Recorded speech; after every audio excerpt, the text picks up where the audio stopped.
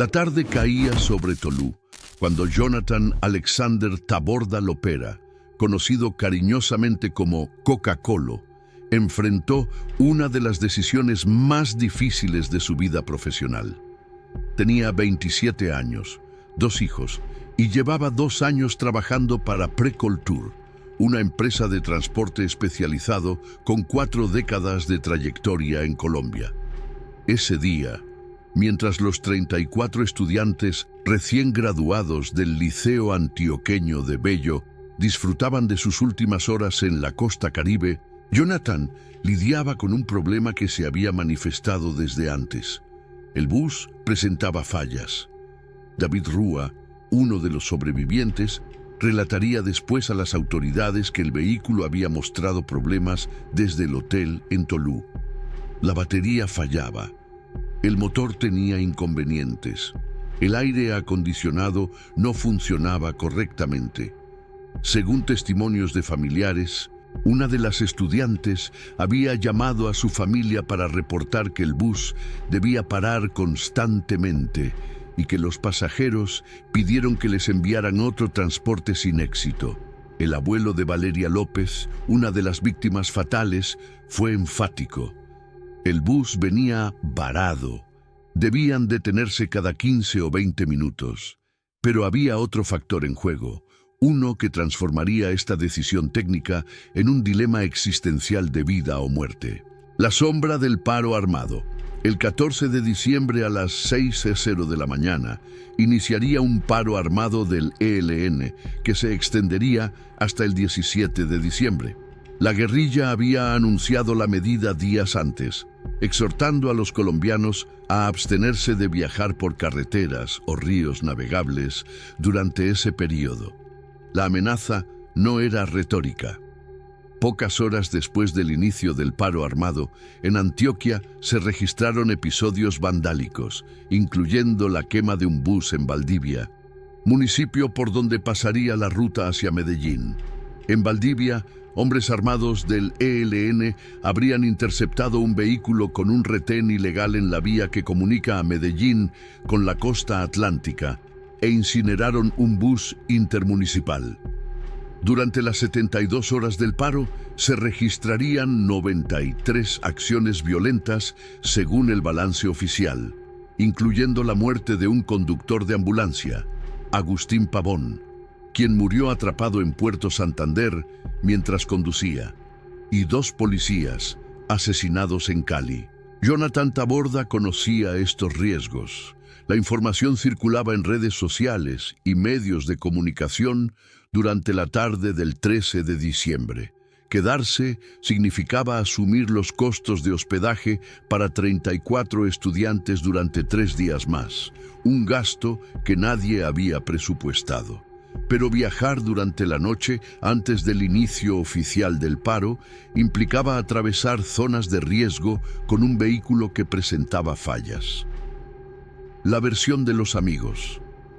En las redes sociales, tras su muerte, amigos de Jonathan compartieron una versión que complejiza aún más este dilema. Un mensaje que circuló ampliamente señala: de su propio bolsillo intentó reparar el vehículo. ¿Por qué decidieron viajar de noche? Porque en horas de la tarde se difundió en redes sociales y en medios de comunicación la advertencia de un posible paro armado de 72 horas. Según esta versión, Jonathan habría solicitado en múltiples ocasiones el relevo del vehículo, siendo negado por la empresa. El mensaje continúa. Le negaron en 10 ocasiones el relevo de carro y amenazaron con despedirlo. Esta afirmación, compartida en redes sociales tras el sepelio del conductor, añade una dimensión laboral al drama. Un trabajador atrapado entre las fallas mecánicas de su vehículo, la amenaza de un grupo armado y la presión de su empleador. La posición de Precoltur, María Elena Molina, gerente de Precoltur, presentó una versión diferente ante los medios. El chico llevaba con nosotros 2 años, en 2 contratos, y nunca tuvimos una dificultad, ya que la compañía tiene 40 años y nunca habíamos tenido una situación de esta magnitud. declaró a Blue Radio. La empresa, con 4 décadas de operación en Colombia, nunca había enfrentado un accidente de tal magnitud. Según Molina, el conductor tenía todos sus documentos en regla, el vehículo contaba con mantenimientos correspondientes, su seguro obligatorio estaba vigente y la revisión técnico-mecánica no vencería sino hasta diciembre de 2026. El carro venía bien, venía subiendo. Todo está en investigación y estamos muy prestos a ayudar en todo lo que necesiten y requieran las familias, afirmó la gerente. No obstante, surgió información previa que cuestionaba la calidad del servicio de Precoltur. Sara Alzate, una maquilladora e influencer antioqueña, denunció haber presentado una queja ante la Superintendencia de Industria y Comercio contra Precoltur 4 meses antes del accidente. En su testimonio en redes sociales, Alzate relató problemas con conductores que parecían no saber manejar adecuadamente los vehículos, frenazos extraños y situaciones que pusieron en riesgo a sus clientes. La decisión, con esta información fragmentada y contradictoria, fallas mecánicas reportadas por pasajeros versus aseguraciones de la empresa sobre el buen estado del vehículo, amenazas laborales versus responsabilidad profesional, el paro armado inminente versus los costos de quedarse. Jonathan Taborda tomó su decisión. Viajaría de noche. Partió de Tolú rumbo a Medellín, en las horas previas al inicio del paro armado, con la puerta del bus abierta para compensar el aire acondicionado averiado, con las ventanas bajadas para evitar que los vidrios se empañaran completamente, con paradas constantes debido a las fallas mecánicas. Él tomó la decisión de regresar a Medellín con la esperanza de llevar sanos y salvos a esos niños, escribió uno de sus amigos. La pregunta que nadie puede responder con certeza es si actuó como héroe o como alguien que debió negarse a conducir. Lo que sí sabemos es que tomó una decisión bajo presiones múltiples, técnicas, económicas, laborales y de seguridad, y que esa decisión, independientemente de sus motivaciones, terminó en tragedia. El abismo.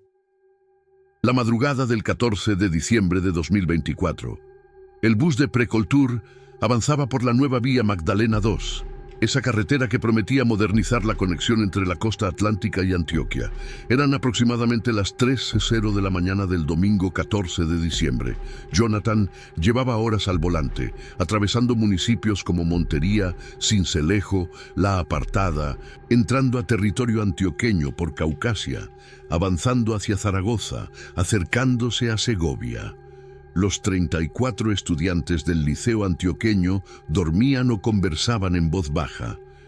Algunos habían grabado videos durante el trayecto, disfrutando de sus últimas horas juntos, sin imaginar que ese viaje terminaría en tragedia. Viajaban también un guía y un conductor suplente. En total, 37 personas compartían ese espacio móvil donde el aire acondicionado no funcionaba, donde las paradas habían sido frecuentes, donde la puerta permanecía abierta para que pudieran respirar. Según los amigos de Jonathan, quienes saben de vehículos y más aún de motores térmicos, pueden decir qué ocurre cuando un bus circula de noche sin aire acondicionado. Los vidrios se empañan por completo. Por eso se mantenía abierta la puerta de ingreso y las escotillas. El mensaje compartido en redes también afirma algo más inquietante. Estuviste detenido 15 minutos antes de la tragedia buscando señal para pedir ayuda. Tenías miedo de amanecer y exponer a esos niños a un posible reclutamiento, secuestro o una masacre. Esta versión sugiere que Jonathan estaba consciente del peligro que representaba amanecer en carretera durante el paro armado del ELN y que intentó pedir ayuda sin lograrlo. El punto de referencia 12. En el punto de referencia 12 de la vía entre Remedios y Zaragoza, en el sector conocido como Belén o El Chispero, la carretera presenta una curva. No es una curva muy pronunciada según los investigadores, una calzada relativamente recta, con pendiente ascendente y 3 carriles de circulación. Lo que sucedió exactamente en ese momento permanece bajo investigación. Las autoridades han manejado diferentes hipótesis. La inicial apuntaba a un posible microsueño del conductor, considerando que el accidente ocurrió en horas de la madrugada después de varias horas de viaje. Sin embargo, familiares de las víctimas han desmentido esta versión, señalando que el bus habría presentado fallas mecánicas previas al siniestro. David Rúa, quien lograría sobrevivir escalando el abismo para pedir ayuda, proporcionó un testimonio desgarrador. Yo venía dormido y de un momento a otro sentí los gritos y ahí no recuerdo nada. Otros sobrevivientes mencionaron que el vehículo venía muy rápido, aunque los amigos de Jonathan contestaron en redes que es falso que conducía a alta velocidad. La general Claudia Susana Blanco, directora de Tránsito y Transporte de la Policía Nacional, explicó que los peritos forenses analizaron la carretera, la infraestructura vial y las características del lugar.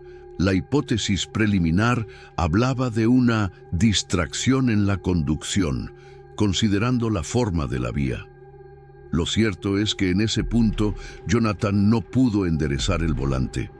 El bus hizo un giro extraño y se precipitó. El abismo medía entre 40 y 80 metros, según diferentes reportes. En el fondo había una quebrada con poco agua. El impacto fue devastador. El rescate David Rúa Vallejo, a pesar de las heridas físicas y emocionales, logró trepar el abismo y llegar hasta la carretera. En la oscuridad, detuvo un tractocamión. El bus en el que iba con mis compañeros de colegio se ha ido a un abismo muy profundo y varios de ellos están muertos, le dijo al conductor del camión. Así comenzó la cadena de rescate. La comunidad local, los organismos de socorro, la policía, el ejército, todos acudieron al llamado, pero para muchos ya era demasiado tarde. Los cuerpos fueron recuperados en medio de condiciones difíciles. El bus había quedado completamente destrozado en el fondo del barranco. Los reportes iniciales hablaban de más de una decena de personas fallecidas. Con el paso de las horas, el balance oficial se estableció en 17 muertos, 16 estudiantes y Jonathan Alexander Taborda Lopera. Entre los fallecidos estaban jóvenes con sueños y proyectos. Valeria López quería ser odontóloga. Simón tenía un poema que nunca pudo entregarle a Mariana. Eran adolescentes de entre 16 y 18 años que apenas comenzaban a vivir, que habían celebrado su graduación de bachillerato una semana antes, que habían disfrutado días felices en Tolú y Coveñas y que ahora nunca regresarían a casa. Los 20 sobrevivientes fueron trasladados a hospitales de Remedios, Segovia, Yolombó y Medellín. Algunos con heridas físicas graves, todos con trauma emocional profundo. El contexto del paro armado. Mientras se realizaban las labores de rescate, a las 6:08 de la mañana del 14 de diciembre comenzó oficialmente el paro armado del ELN. La guerrilla cumplió sus amenazas. Durante las 72 horas del paro, se registraron 93 acciones violentas contra la población civil en diferentes regiones del país, distribuidas principalmente en Antioquia, Arauca, Cauca, César, La Guajira, norte de Santander, Tolima y Valle del Cauca. En Antioquia, se reportó la activación de un artefacto explosivo en Copacabana que no dejó personas lesionadas, pero obligó al cierre temporal de la vía, y en Valdivia fue incinerado un bus que cubría la ruta hacia Tarazá. Las carreteras de Colombia se convirtieron en zonas de alto riesgo. La decisión de Jonathan de viajar de noche adquiere, bajo esta luz, una dimensión diferente. Si hubiera esperado hasta la mañana del 14, habría coincidido con el inicio del paro. Si hubiera permanecido en Tolú hasta el 17, habría tenido que asumir costos adicionales y enfrentar las consecuencias con su empresa. La ventana para viajar con relativa seguridad era estrecha y él intentó aprovecharla. Pero el bus tenía fallas mecánicas, y esas fallas, combinadas con las horas de manejo nocturno, las condiciones del vehículo, el cansancio acumulado y quizás otros factores que nunca conoceremos con certeza, resultaron en la pérdida de control en esa curva del punto de referencia 12. Acto 13. El juicio público, el funeral del conductor olvidado. El martes 16 de diciembre, mientras Antioquia y Colombia entera lloraban a los 16 estudiantes fallecidos, se realizaron las exequias de Jonathan Alexander Taborda Lopera en Bello. El homenaje fue diferente al de los jóvenes. No hubo la misma cobertura mediática masiva, no hubo el mismo despliegue institucional, pero sus amigos, familiares y compañeros del gremio transportador decidieron rendirle un adiós memorable. Durante la despedida se registraron manifestaciones simbólicas como el uso de bengalas de humo y fuegos artificiales. Otros autobuses acompañaron el féretro con bocinazos. Con extintores levantados, sus colegas del volante rindieron honor a quien consideraban uno de los suyos. Los videos del homenaje, difundidos en redes sociales, estuvieron acompañados de frases como «Nadie habló del conductor, vea que no está solo, parcero». En las redes sociales, mensajes señalaban que gran parte de la atención se había centrado en los estudiantes fallecidos. «Ni acá se terminará esta amistad de más de 20 años. Jamás te olvidaremos, amigo», escribió uno de sus amigos cercanos. Otro mensaje decía: «Fue tu último y mejor viaje, amiguit. Gracias porque fuiste un excelente conductor». La defensa póstuma, el mensaje más extenso y emotivo, compartido ampliamente en redes sociales, intentaba reivindicar la figura de Jonathan frente a los juicios públicos que habían comenzado a surgir. El texto aborda directamente las críticas. Para quienes lo juzgan, les comento lo que hizo este señor. De su propio bolsillo intentó reparar el vehículo. ¿Por qué decidieron viajar de noche? Porque en horas de la tarde se difundió en redes sociales y en medios de comunicación la advertencia de un posible paro armado de 72 horas. Ahora les pregunto, ¿qué habrían hecho los santos criticones? ¿Quedarse? Sí, pero ¿quién asumiría el costo de 3 días de hospedaje? El mensaje finaliza con una declaración contundente sobre la velocidad. Es falso que iba a alta velocidad. Gracias, Coca-Cola, porque quienes te conocimos sabemos que hiciste hasta lo imposible por traer a esos niños a salvo y que el destino te jugó una mala pasada. Esta narrativa presenta a Jonathan como un héroe trágico, un hombre que enfrentó circunstancias imposibles, que intentó hacer lo correcto bajo presiones múltiples y que terminó pagando con su vida mientras intentaba proteger a los estudiantes de los peligros del paro armado. La contraparte, testimonios de fallas y negligencia. Sin embargo, los testimonios de sobrevivientes y familiares pintan un cuadro diferente. Óscar Gutiérrez, abuelo de Valeria López, afirmó que los estudiantes pidieron cambio de bus debido a las fallas mecánicas y que la solicitud fue negada. El bus venía varado. La niña llamó a la mamá y le dijo que venían inconformes, que cada 15 o 20 minutos tenían que parar, relató. David Rúa, el sobreviviente que escaló el abismo, fue aún más específico. Desde el hotel se reportaron fallas en la batería, el aire acondicionado y el motor. Estas no eran fallas menores o imperceptibles. Eran problemas evidentes que afectaban la operación del vehículo. La cuestión es, si las fallas eran tan notorias, ¿por qué Jonathan decidió continuar? ¿Fue heroísmo o negligencia? ¿Fue presión laboral o mala decisión profesional?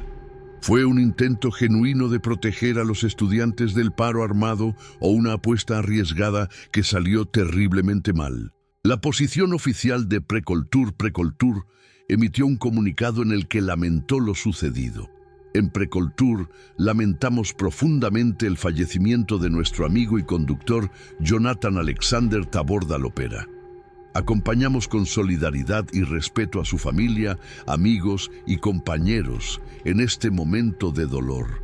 Su compromiso y vocación permanecerán siempre en nuestra memoria. La empresa enfatizó que Jonathan no tenía antecedentes ni reportes previos, que llevaba 2 años con ellos sin dificultades y que la compañía nunca había tenido un problema de esta magnitud en sus 40 años de operación.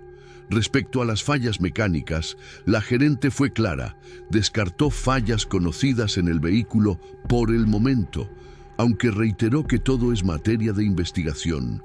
No obstante, la narrativa de redes sociales sobre las supuestas negativas a relevar el vehículo y las amenazas de despido no fueron abordadas públicamente por Precoltur. La empresa se limitó a señalar que están colaborando con las autoridades y que han puesto a disposición toda la información requerida. El antecedente problemático.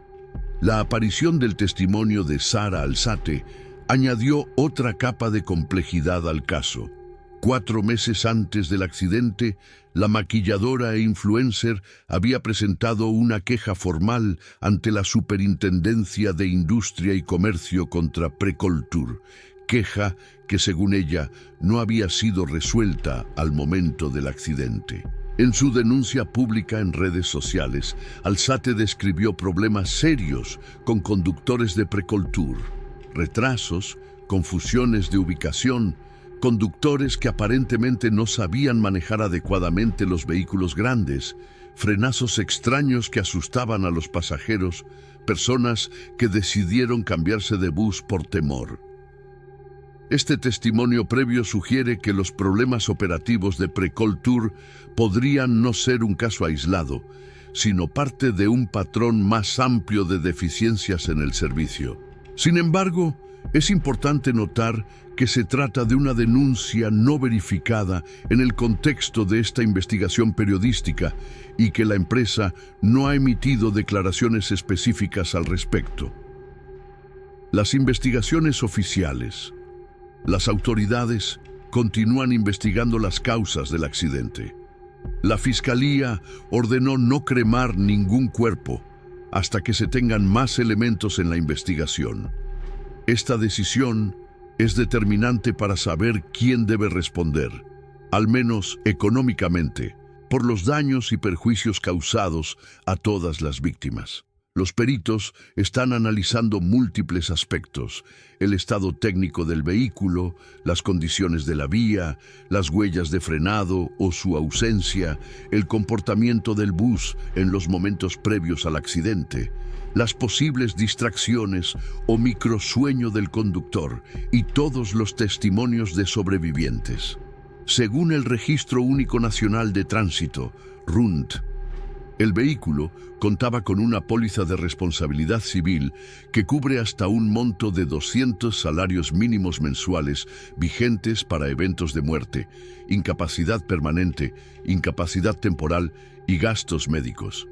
Esta póliza se vencía y renovaba cada 14 de diciembre desde 2020, exactamente el mismo día en que ocurrió el accidente. La coincidencia temporal es llamativa. El seguro vencía el mismo día del accidente.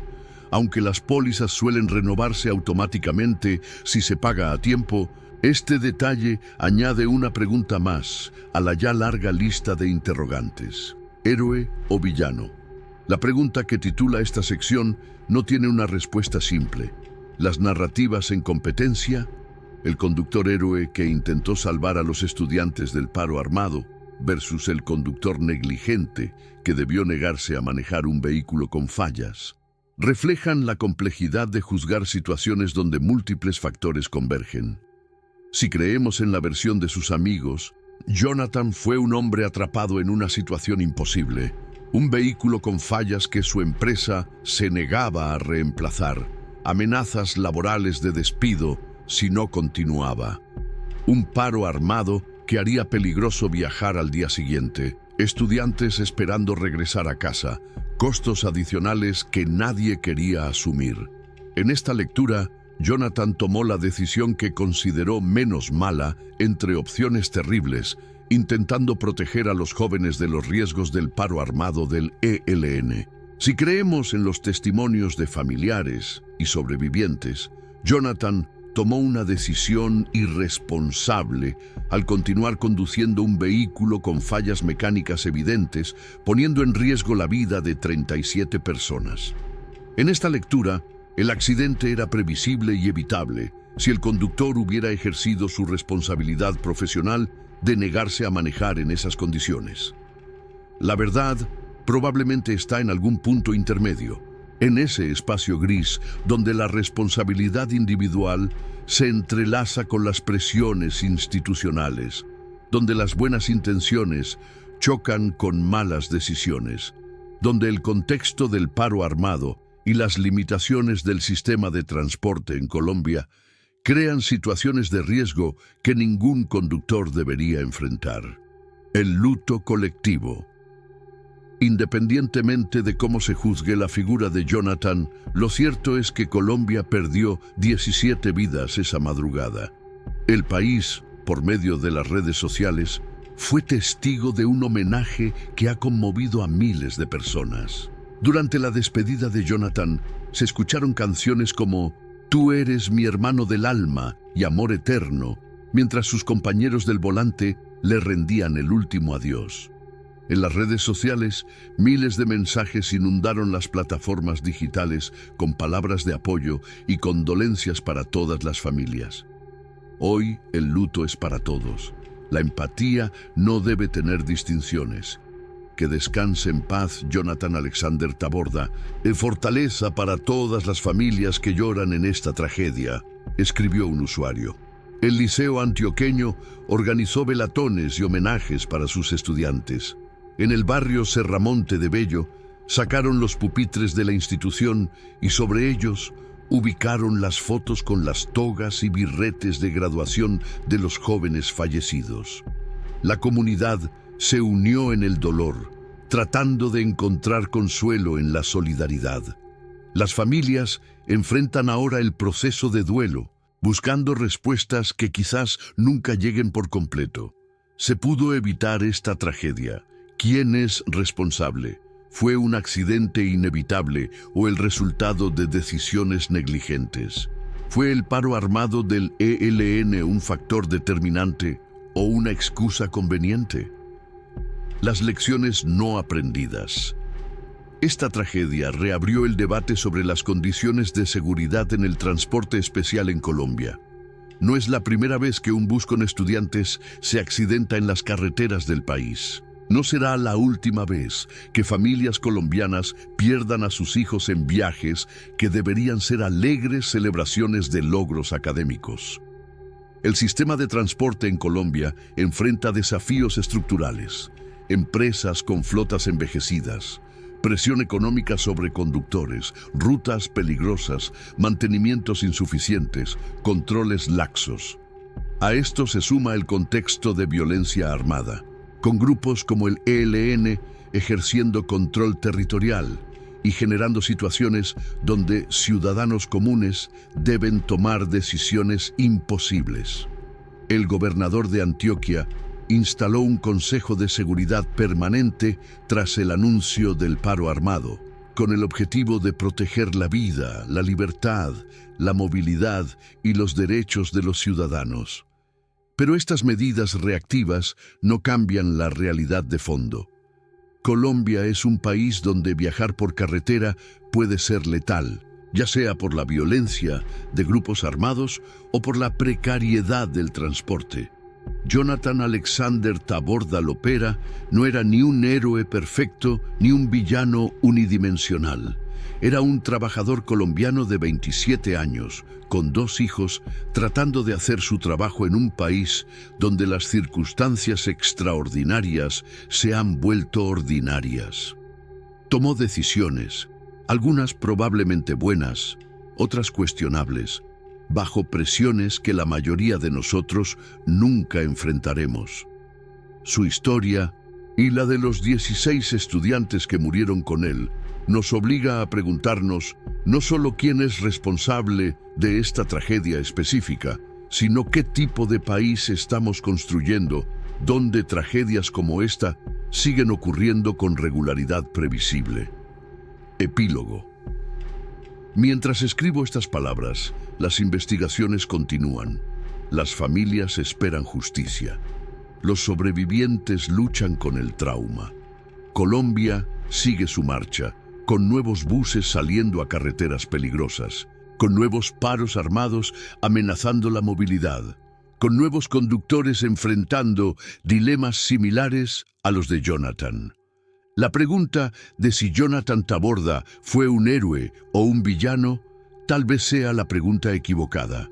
Quizás deberíamos estar preguntándonos cómo construir un país donde los conductores no tengan que elegir entre perder su empleo o arriesgar vidas, donde los estudiantes puedan celebrar sus graduaciones sin temer por su seguridad, donde las empresas de transporte rindan cuentas por el estado de sus vehículos, donde los grupos armados no puedan paralizar regiones enteras con amenazas. Hasta que ese país exista, seguiremos contando historias como esta. Tragedias evitables que se vuelven inevitables por la suma de negligencias individuales, institucionales y estructurales. Seguiremos poniendo flores en los sitios donde cayeron los buses. Seguiremos llorando a los hijos, hermanos, amigos que nunca regresaron a casa. Y seguiremos preguntándonos, sin encontrar respuestas satisfactorias, ¿cómo pudimos permitir que esto sucediera una vez más? Jonathan Alexander Taborda, Lopera, Coca-Cola. Descansa ahora junto a los 16 estudiantes del Liceo Antioqueño, cuyas vidas terminaron en ese abismo del nordeste antioqueño. Su historia es la historia de Colombia, compleja, contradictoria, trágica,